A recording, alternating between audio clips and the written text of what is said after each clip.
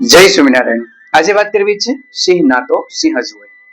નિષ્કુળાનંદ સ્વામીના દીકરા માધવજી એટલે કે ગોવિંદ સ્વામી ત્યાગી થવા માટે ગઢડા આવ્યા હતા। શ્રીજી મહારાજને મળ્યા અને વાત થઈ ત્યારે મહારાજે મોટી બાને કીધું કે આ ખૂબ દૂરથી આવ્યા છે, તેમને રોટલા જમાડો। આથી એ ગોવિંદ સ્વામી ને મોટી બા ઘરે લઈ ગઈ અને એની થાળીની અંદર સૌથી નીચે ઘઉંનો રોટલો, એની ઉપર બાજરાનો રોટલો અને સૌથી ઉપર જુવારનો રોટલો, આમ 3 પ્રકારના રોટલા પીરસવામાં આવ્યા। મોટી બાઈએ તો અલગ અલગ શાક ને અથાણું બધું આપ્યું। ત્યારે એ માધવજી જમવા માટે બેઠા અને એ આખો જ રોટલો જુવારનો હતો એ ખાધો। ઘઉં અને બાજરાના રોટલાને જરા પણ અડ્યા પણ નહીં અને જુવારનો રોટલો પ્રેમથી ખાઈ અને મોટી બાનો આભાર માન્યો અને ઊભા થઈ અને બહાર આવ્યા।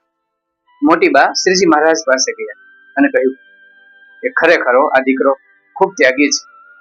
એમણે ઘઉં અને બાજરાના રોટલાને અડ્યા પણ નહીં અને માત્ર જુવારનો રોટલો એને ખાધો। નહીતર સ્વાદમાં ઘઉંનો રોટલો અને બાજરાનો રોટલો સારો હોય, જુવારનો રોટલો એટલો બધો સ્વાદમાં આવતો નથી। છતાં પણ આ નાની ઉંમર હોવા છતાં પણ તેને સ્વાદની ઇન્દ્રિયને જીતી લીધી છે।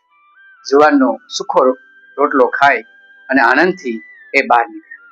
ત્યારે શ્રીજી મહારાજે કીધું, અરે મોટી બા, સિંહના તો સિંહ જ હોય ને, નિષ્કુળાનંદ સ્વામીનો જે બાળ હોય એમાં કઈ ઘટે નહીં। આમ સિંહ જેવા પુરુષના દીકરા હંમેશા સિંહ જેવા થતા હોય છે।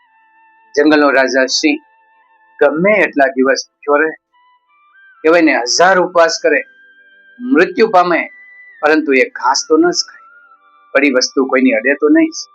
આમ સિંહના બાળ જેમ સિંહ થાય એવી જ રીતે સંસ્કારી મા બાપના દીકરાઓ હંમેશા સંસ્કારી થતા હોય છે। એક બધા જ શાસ્ત્રના નિયમનું પાલન કરી અને આગળ વધતા હોય છે, કારણ કે તેમને પણ પોતાના માતા પિતાના કર્મ, માતા પિતાની આબરૂની ખૂબ મહત્વ હોય છે। આમ માધવજી નાની ઉંમરમાં પણ આટલા ત્યાગી હતા અને મોટા થયા પછી એ સરસ મજાના ગોવિંદ સ્વામી બની અને ભગવાનનું સુંદર મજાનું કામ કર્યું। આવી રીતે સમાજની અંદર, ભારતીય સંસ્કૃતિની અંદર ઘણા બધા ઇતિહાસની અંદર એવા પાના છે કે જેમના પિતાજી પણ ખૂબ શૂરવીર હતા અને તેમના બાળકો પણ ખૂબ શૂરવીર બન્યા, દેશ કાજે પોતાનો જીવ આપી દીધો।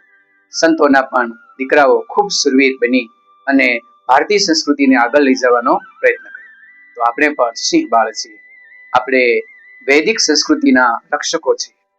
શું આપણી જવાબદારી નથી બનતી કે આપણે પણ બીજાને મદદ કરીએ, સારા માર્ગે ચાલીએ અને બીજાને પણ સારા માર્ગે લઈ જવાનો પ્રયત્ન કરીએ?